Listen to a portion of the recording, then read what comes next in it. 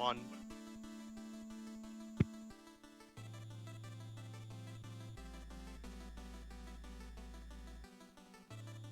Hello and welcome to Speedrun Ragnarok 2023. I am your host, Amart, and I am going to be joined by davidtki, who will be running Shovel Knight. So, David? I'm David. How about I just stay in this chair instead? The chair's more comfortable. Okay, right. Before we get started, there were two bid wars that I had going on, which are I had two bid wars going on, which were the armor color and the name of the file. Can we go ahead and close those and confirm that they are what I think they are? We've got pink and blue on the armor color, and we've got your choice on the file name. Cool. So I've gone ahead and selected Bear, just because. So today we're going to be doing the Plague of Shadows campaign, starring Plague Knight. So let's just go ahead and get this started. And yeah, let's go ahead in 3, 2, 1, go. All right, good luck. All right, thank you so much. So Plague Knight is the second campaign to be released, and so it largely uses Shovel Knight's levels, but with a different character who plays quite a bit differently than Shovel Knight does.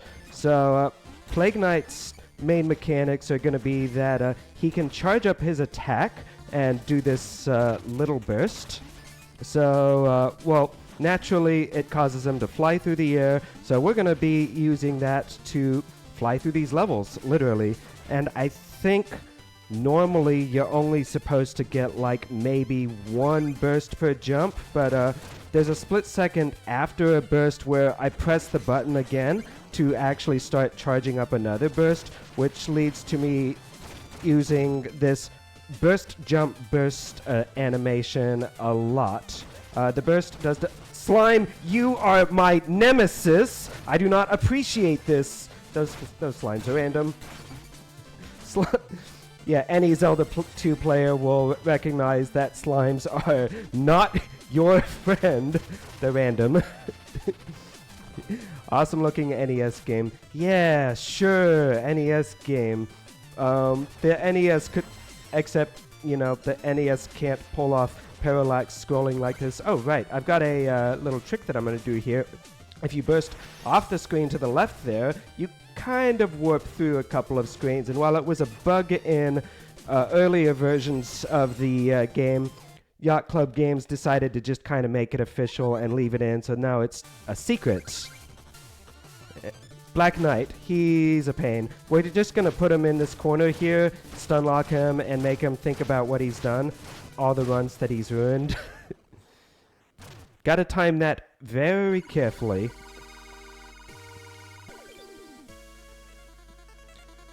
Oh yeah, not only does this game have parallax scrolling, but it's actually not a 2D game, it's a 3D game. It's just masquerading as a 2D game. If you unlock the camera, you'll see all sorts of stuff hiding in different places. It's playing tricks. We have to go into town here, but they won't let us in town because we're Plague Knight, part of the Order of No Quarter. So instead, we're going to blow up this poor guy's house so that we can go under... Oh, hey, there's Shovel Knight. Go under the city to find our assistant Mona here, who has the entrance to our secret laboratory. With lots of spinning, but there's nothing we need here for the moment. And now I'm going to go ahead and do something that is not the typical any % route. The typical any % route goes straight to Pridemore Keep to fight King Knight, but I am not doing that. I'm going to Lich Yard first in order to, well, basically get some money. What I'll do there comes in a little bit later. Nice little thing here. If you do a screen transition while bursting, then you can kind of charge it up in between screens. It's a nice little way to get an extra burst.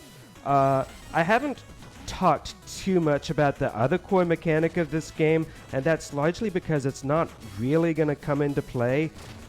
So Plague Knight's basic attack is pretty much just to throw flasks, but they're customizable. You can change certain things about them, like what kind of arc you'll throw them in, what kind of fuse they have, what kind of explosion they'll make. Uh-oh. I gotta reset the rune. I accidentally knocked the...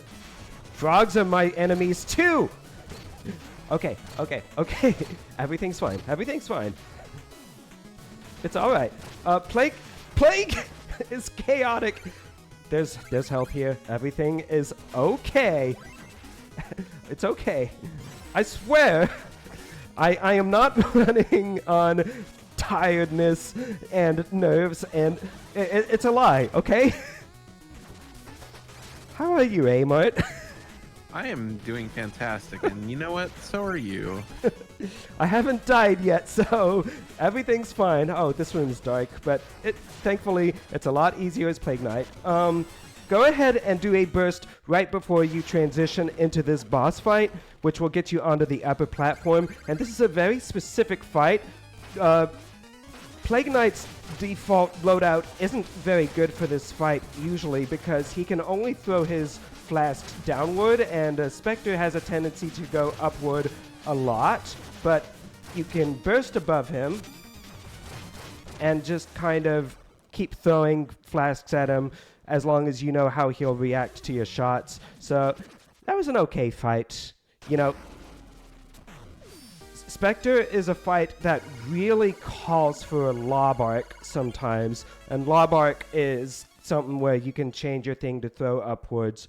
But the thing about Spectre Knight's mechanics is that his default loadout is actually quite good, so there's pretty much no real reason to buy other things. It's possible to adjust to his loadout.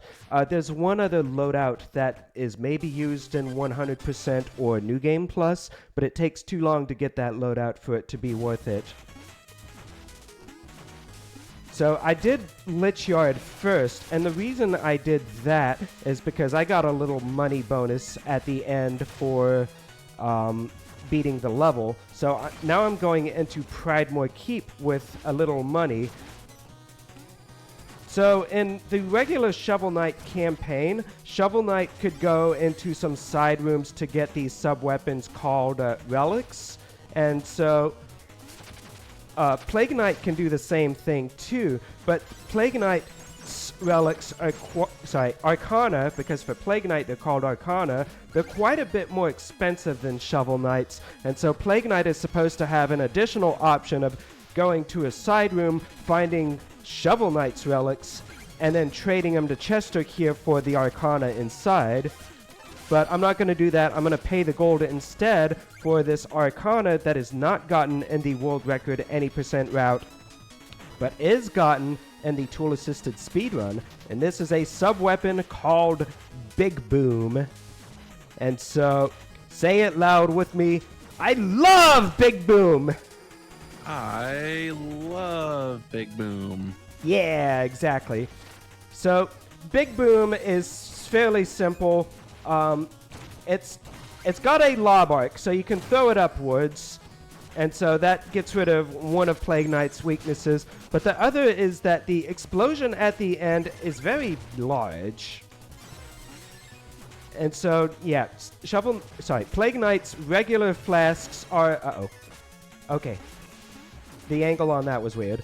Plague Knight's regular flasks can be thrown out pretty rapidly, but they have fairly small explosions, all things considered. But the Big Boom has a big explosion that can do 2 hearts of damage rather than 1, and it has a lob arc, which makes it sometimes ideal for those unideal positions. Yeah. King Knight got away from me there for just a bit, but luckily I threw out a Big Boom and hit him at the end. So Big Boom is one of those things that I kind of see not as necessarily the most optimal thing, but one that gives me more options and one that can give me a lot more backup for when I inevitably make some mistakes. The world record run of this game is very fast and optimized, and I'm not quite that fast, but I'm pretty okay at the game.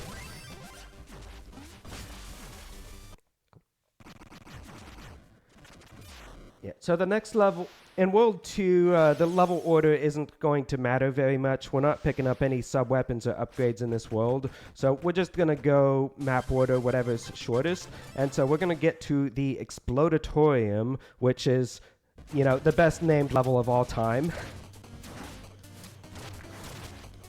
Come on, Big Boom. One other advantage Big Boom has is that it will not halt Plague Knight's movement when I use it.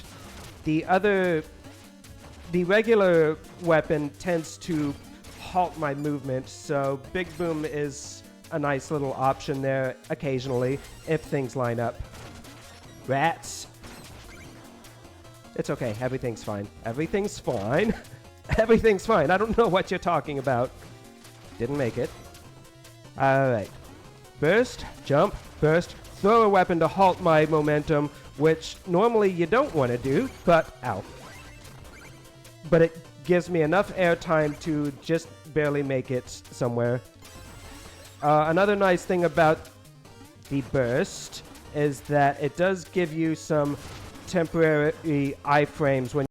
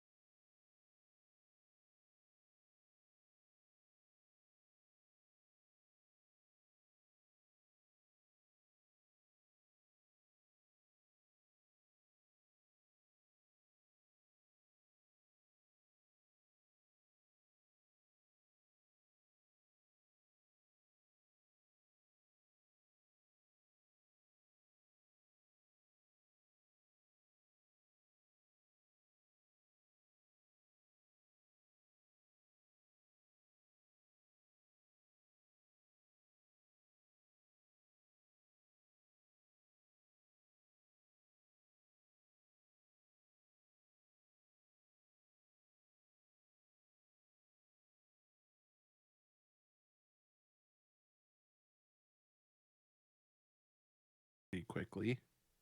Mm-hmm. Alright, voices should be live again. Hi everybody, this is Damarine here. I'm your restreamer. Don't mind me. All right. I will. Yeah, let's just. While we're getting changed over, there we go. And I will just count you back in. 3, 2, 1, go ahead. Hi. Thank you everyone for your patience. Yeah, I don't know what's causing the connection problems right now. I'm going to have to keep an eye on OBS at this point and make sure something happens. Alright, so we've got the Shovel Knight fight here, and this is one of the scariest parts of the run.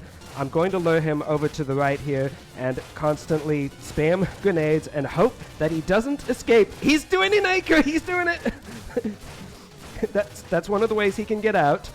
Shovel Knight is a fight that is scary every single time because not only could he randomly anchor to get out, but, well, I have to be on low health for this fight because he has the Phase Locket, an item that temporarily makes him invincible, and he will not use it if your health is at 1.5 or lower.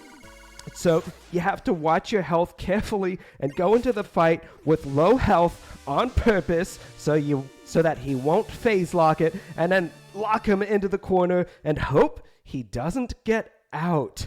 And he got out, and it's scary every single time. Now, I did have one tonic in case of problems. Shovel Knight is scary every single time. If you don't mash fast enough, he will get out. If he anchors, he will get out. And you're on low health, so you really don't want him to get out. Iron Whale is going to be a nice little breather stage here because it's underwater, and so we've got the nice Mega Man underwater physics, which is that, hey. You fall slow and you burst high. So it's kind of an even more floaty stage. You don't have the swimming mechanic, you don't have an oxygen meter, it's all good, it's all fun. And like the burst feels even more effective. Ah! I jumped too soon there and almost hit the spikes. Yeah. Oh, it's not all fun and games. There are spikes. They're instant death. Now, can I get this flask through? Yeah, I got him on the way out. Which means I have 2 uses of Big Boom that I can do here. Big Boom there, and then throw this on the chest down there so I don't interrupt my momentum going down. And we have the Teethalon. The Teethalon is going to be a short little auto-scroller, and he's going to shoot fish at you. But luckily, thanks to the water physics, I'm just going to, burst endlessly here and just kind of dodge all this platforming. I don't feel like platforming right now. I'll go ahead and land down here, go up into the air, try to line this up. Uh-oh. Too far down. Throw a Big Boom? Nope. He got away. I'm supposed to one-cycle him. He takes 12 hits, but sometimes his movement just doesn't allow for that. I mean, it would have, but I missed. Ah! No! Yes. Everything's good. Gamer noises all up in here. Whoa. Ow. Okay, alright. I just gotta take this room careful. I said, take the room careful. Let's grab this checkpoint for safety. I don't have very much health right now. Can I take it? Let's just take this turnip, just to be safe. Oh, one small thing. I am playing this game in Japanese. That has no real difference. All the text is instantly skipped, but it does have some slight graphical alterations, like instead of finding carrots, you find turnips. I don't know why they did that, but it's awesome. It's a neat little detail.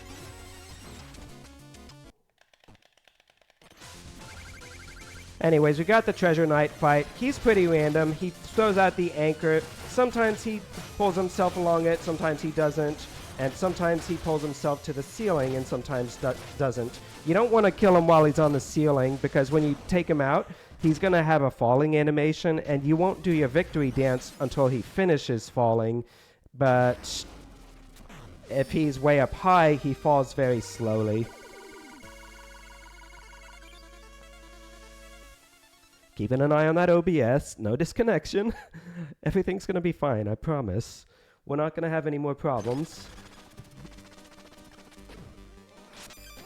I shouldn't think about that too much. Instead, I should think about this hot next level coming up, which is Lost City.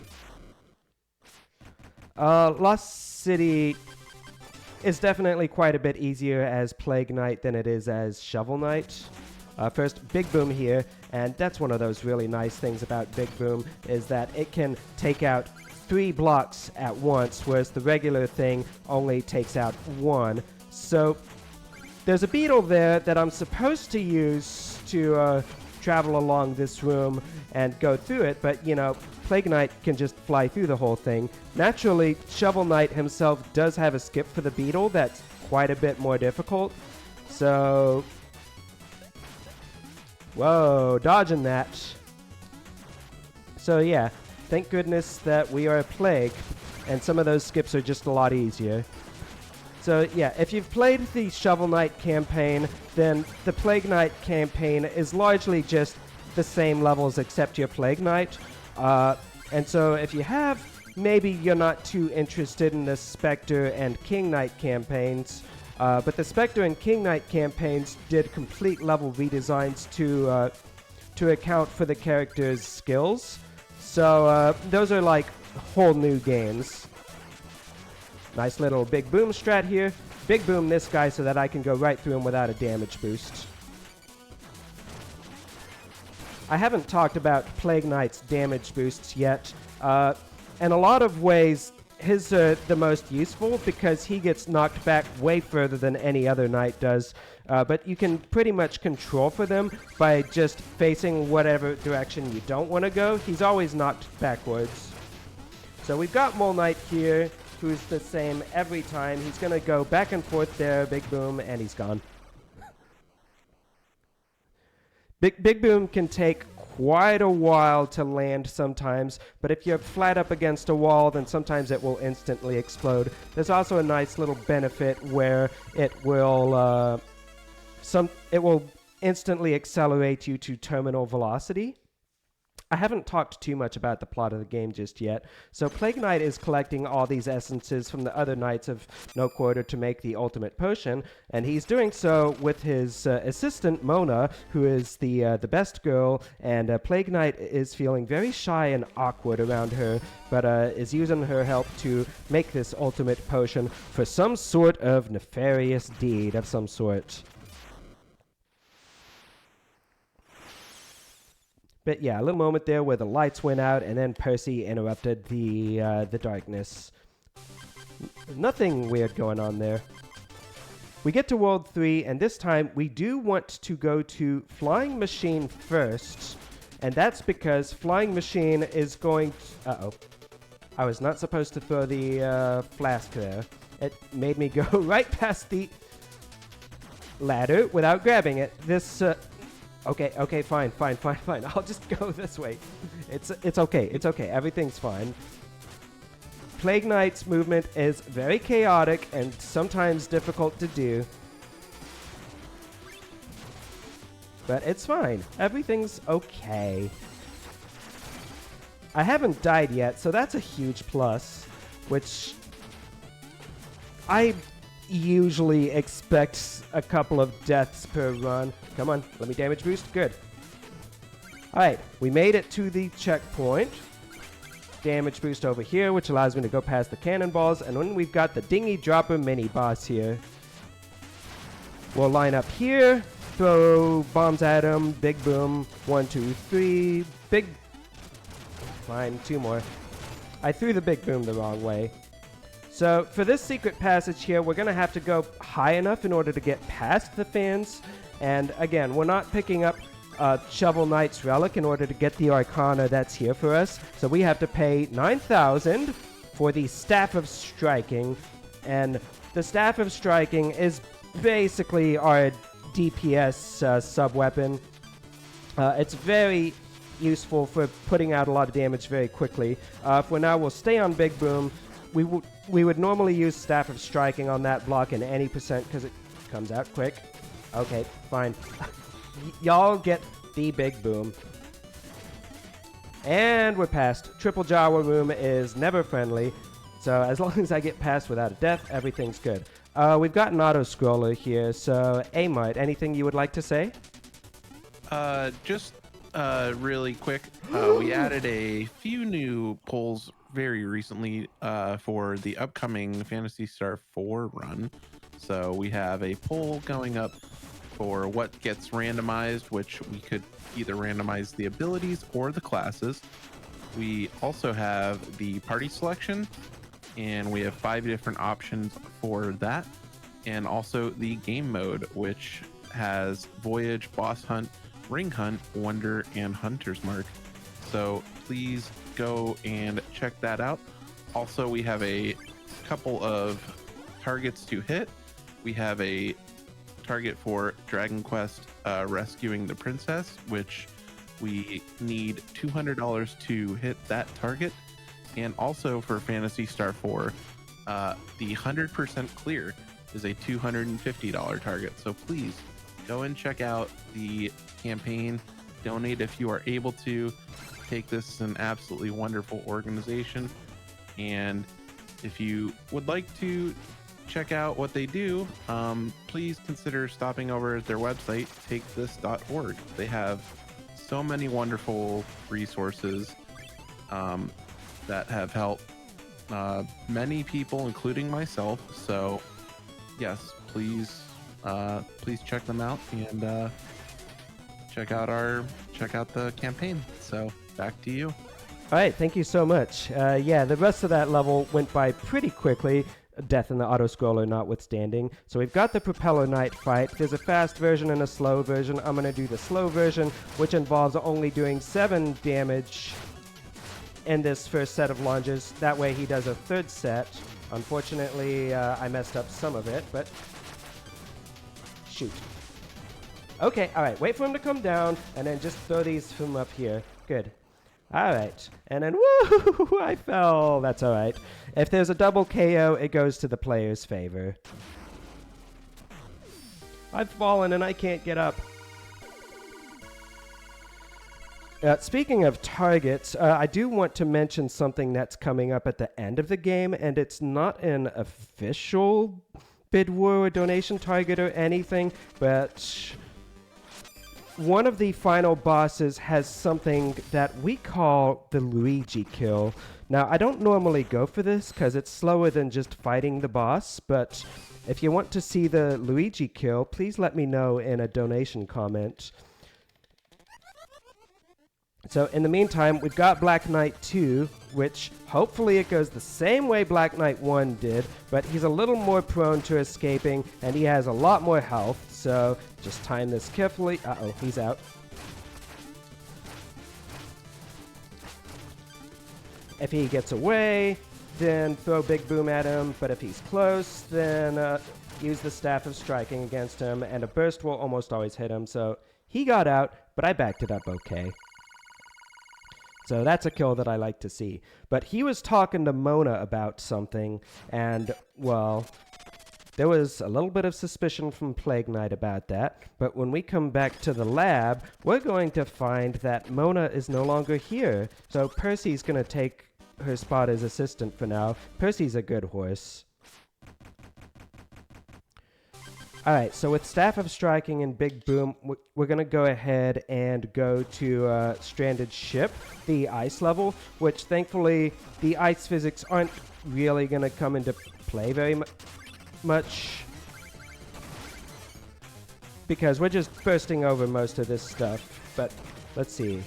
Angle that carefully, and then burst through here. This is very difficult to do. Good, got it. Just burst my way right up there. Go over here. These guys can only be hit from behind. 1, 2, 3. There's a bomb there. Take out this guy. Big Boom. Get through here. Good. Oh, I love Big Boom. I love Big Boom. I love Big Boom. So those rainbow... Sorry, I call them rainbow statues. They're really more like ice statues right now. Shovel Knight can hit him, and they'll generate a rainbow platform for him. Plague Knight cannot do that, so there's been some slight redesign in this level to make sure Plague Knight can get through with just his bursts. Gotta get through here quickly. This is still a very scary stage because there's a lot of bottomless pits and spikes, so Plague Knight's health bar doesn't matter too much here. Big Boom gets a lot of this stuff out of the way very well. Scariest room coming up here, because the ideal movement involves that. Okay, I think we're through. We're through. And I have more than enough money, so I don't have to break the checkpoint. So Polar Knight is going to start charging at you the second you hit him with your first attack. I'm going to jump up here, make him charge a second time. He'll jump up here, go to the opposite side of the screen where he landed, and then he's out. Remind me to get my power upgrades here. Mana works differently for every single character. Shovel Knight just has a number. It goes down when used, and he has pickups that he can use. Plague Knight can use his sub-weapons whenever he has mana, and as long as it doesn't turn red, he can keep using it. If he goes without using his weapons for a while, the power will charge back up. But if he ever fully empties his power bar, then he will not be able to use his sub-weapons until it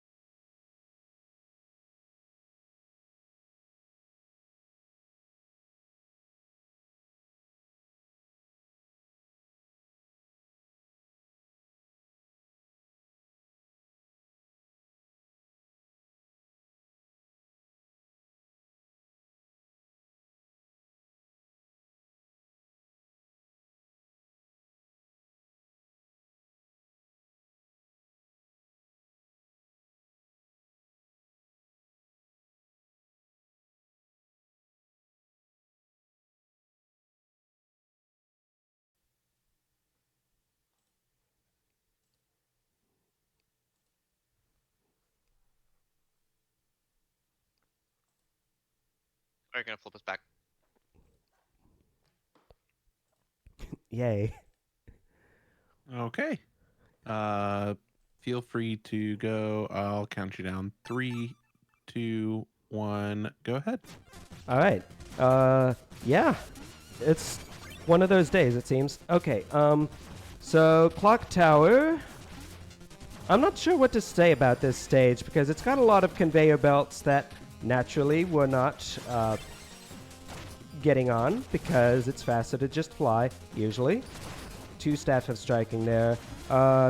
Did I mention it's possible to grab ladders from off-screen? Ah! Gamer noises. Again.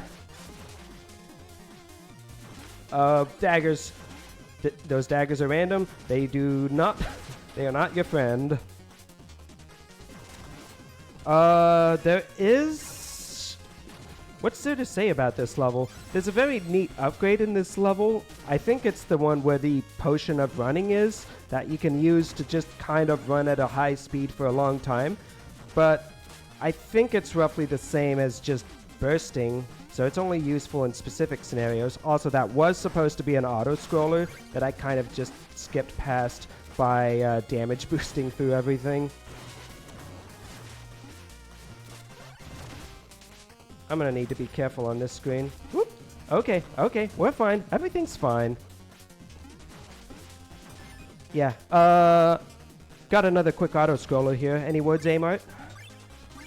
Yeah, just remember that we are working on those targets, and also just to kind of share a little bit about the Valkyries. If you're loving what you're seeing and you want to hang out with the Valkyries more, please consider joining the Discord. We'd love to have you. It's open to all people, all genders, and there are plenty of us who just want to have you around, so come check us out in the Discord. And yeah, not much else. Back to you. All right, so we're getting to the Tinker Knight fight. So famously, Shovel Knight can get Tinker Knight's mobile gear here and take him out instantly with it. And that's not an option for Plague Knight. But for Plague Knight, Tinker Knight takes double damage. So he just kind of falls down very quickly to an onslaught. But then we're going to get to the tank phase of the fight with the right bursting, you can start doing damage. Now, make sure... Uh-oh, I let the power bar run out.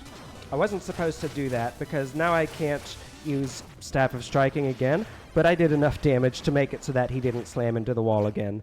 Yeah, the general use for your sub-weapons is use up most of the bar, but don't use that last drop. Because if you do, then you have to wait for the entire bar to charge up again before you can use it. But if you stopped one short, then you can let it charge up a little bit and then use more.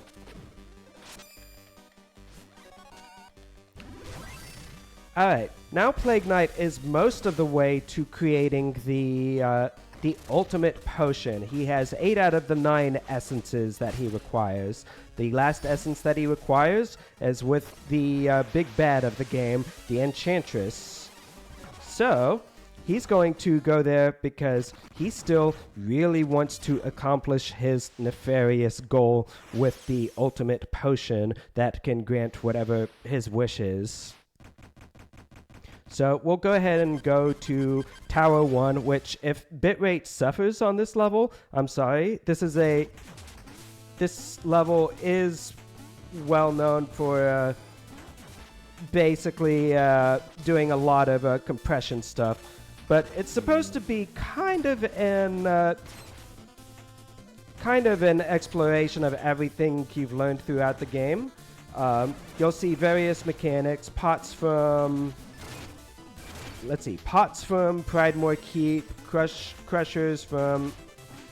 Were the crushers from other stages? I don't remember. We've got fairies from Explodatorium. We should have a few Duck Knights here. This little bit can be scary because the crushers are on their cycle. But as long as you make it, everything's fine. Yeah, we've still got some vats from Explodatorium. So let's see. I'll go ahead and use a big boom to get through here. And then I'll damage boost off of this guy so I can burst off of that ceiling without fear.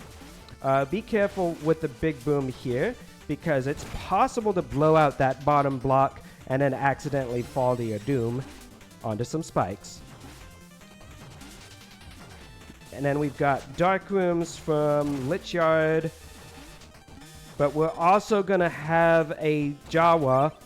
They're called hover meanies, but we call them Ah! No! Everything's fine! Gamer noises. I'm just going to bait him out and then burst over him. And we've got the final Black Knight fight, Black Knight 3. So the big thing with this fight is that at some point he may try to do a teleport spam. I'm just trying to stop him from doing it. I didn't stop him. Every once in a while he gets it off, and he's always a meanie when it happens. But he will go into his one-winged angel form. Well, actually, it's 2 wings, whatever. But he's predictable in this form. So he will stop eventually, and then let me just whack him with the Staff of Striking. And you do want to be on the right side of the screen when this fight ends, because the door is going to open up and Plague Knight is going to walk in. So be on the right side to minimize that walking. There's only 2 levels left now, Tower 2 and Tower 3. But Tower 2 is going to be one of the longest levels because it has both an auto-scroller as well as a boss rush. Yeah, we've got a little bit of a repeat of Iron Whale here with the water mechanics. We'll go down here. Burst. Ah! I didn't move far enough. Oh. This game is tricky. Mm-hmm. Yeah, I think Demarine said something in chat about wanting to learn the game, but it being very technical, and that is very, very true. This is a very technical game, and a lot can go wrong. I had a recent race where I felt like my reflexes were off by like just a split second, but that split second was enough to throw everything off. I love this game. It's very challenging. In some ways, that's what I like about it. So it may not be the most approachable speedrun, but like if you really like the game, Plague Knight is nice. Plague Knight is versatile. So yeah, we've got another auto-scroller here, and I don't have too much to say about this auto-scroller except that I'm going to watch my health very carefully. In fact, let's take some damage. Let's leave it at that. Boss rush is coming up, and Shovel Knight is going to be at the end of the boss rush. And again, the mechanic where he does not use phase lock if I'm low on health, that's going to come into play. So I'm going to have to manage my life very carefully throughout the boss rush. And in fact, world record runs are probably going to go into boss rush with only 2.5 health. A mechanic that I have not gone into is use of the tonic, which you can see next to my life bar. I have 5 of. Ah, rats. That's okay, 5 health is good. The tonic is going to temporarily refill 1 health and temporarily increase your max health by 1 up to a maximum. So the tonic is a very good emergency option for, oops, I'm taking too much damage in this boss rush. Let me refill just a little bit of health. And actually, I had a lot to say during that auto-scroller. Uh-oh. I missed one. Now the coin count is wrong. Oh well. Alright, so boss rush is going to be the bosses in mostly random order, with the caveats that Polar Knight is always among the first 3 because he's the only one that's going to generate instant death in his arena. So the developers are nice and figured they should make sure he's always early so that you don't risk getting to the end of boss rush and then finding, whoops, you died to a spike.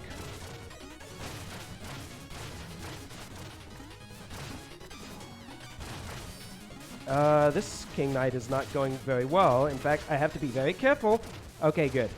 King Knight has an attack where he puts confetti all over the arena, and if he goes long enough, he can do it. And then the confetti will persist into the next fight. Oh, did I get the turkey? No, I did not get the turkey. Turkey's bad. I'll go ahead and use a tonic here. Oh, positioning's bad. I try to position myself on where Tinker Knight is in between each fight so that I can be certain of the fight going well, and instead I'm over here. Okay. Spectre Knight's second scythe throw is up. Uh-oh.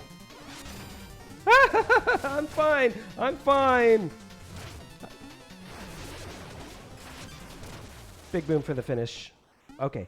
Burst. This is the correct position. This is good. This is good. I have plenty of tonics for what I need to do. I'll grab healing if things get dicey. You want to be right next to Treasure Knight so you can just burst in there and then do a whole bunch of staff hits.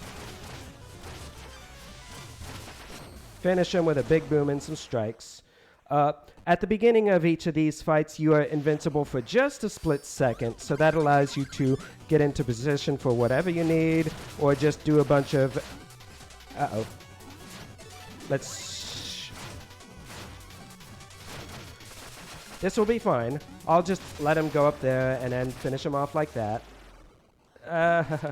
I want to be right next to Tinker. Okay, life's good. Everything's good. I have 3 tonics, and I can just hit him with the staff and then finish him off with that. But then there's the tank form, which I should take very carefully.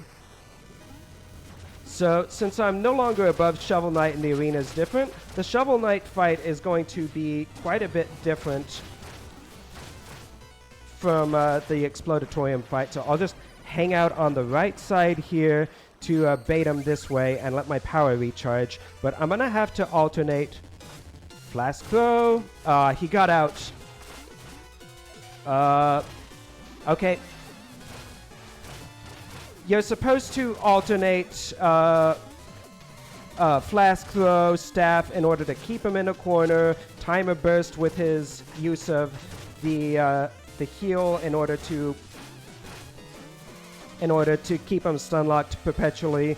but if your timing is not exactly right, he escapes, bad things happen, and at a certain point, you have to just go ahead and take the slow fight because you don't want to fight Shovel Knight normally on just a single bubble of health. Okay, he's gone.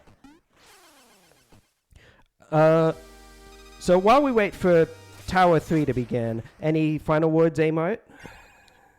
Yeah, just wanted to briefly touch on our prizes. Be sure to type exclamation mark prizes in chat if you want to take a look at the prize doc. And it lists all the prizes available throughout the week donated by Take This, individual Valkyries, and many of the lovely community members.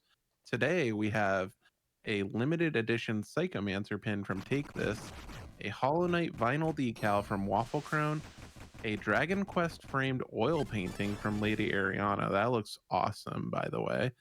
And a Steam key from Margaret Ann of VVVVVV. So if you donate, you are entered to win some of those amazing prizes.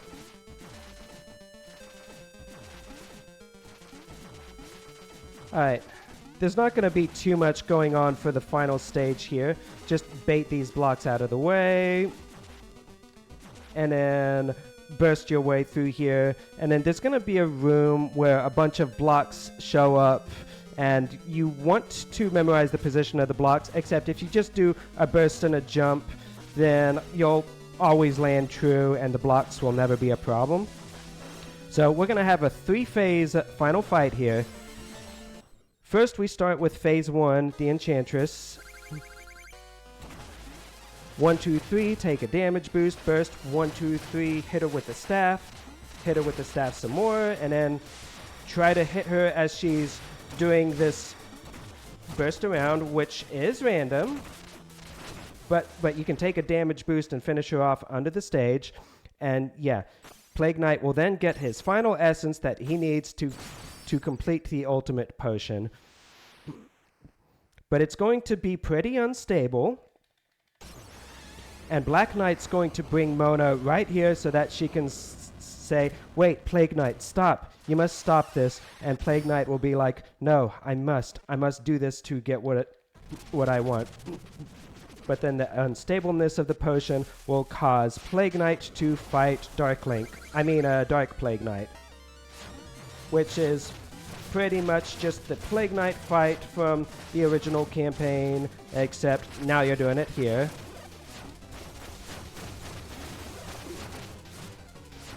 You can bait him to the sides. He'll usually always burst towards you, so you can usually tell what he's doing. Sometimes it's small jumps, sometimes it's big jumps, but it's almost always towards you. You can bait him if you know what you're doing. Then we get to phase 3, and time is going to be on the final hit of this fight. I don't remember this boss's name, but we're going to break this lower orb here, which causes him to sink down and open his mouth for a little bit. We'll do it again. 1, 2, 3, 1, 2, 3, and time. Very nice. GG's. And now with that, the potion is finally stabilized, and Plague Knight can finally get what he has always wanted, which is Mona's love. But he always had it. So he just uses the potion to blow up the tower.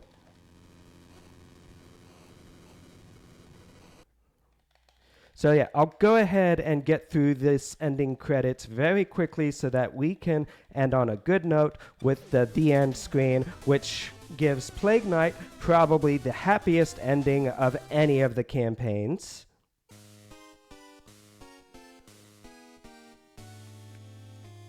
Which is that he gets to be with the person he loves.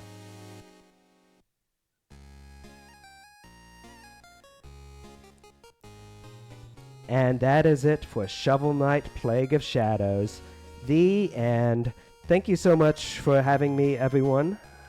It's been a pleasure to run for Speedrun Ragnarok once again. And so, Amart, can you take it away?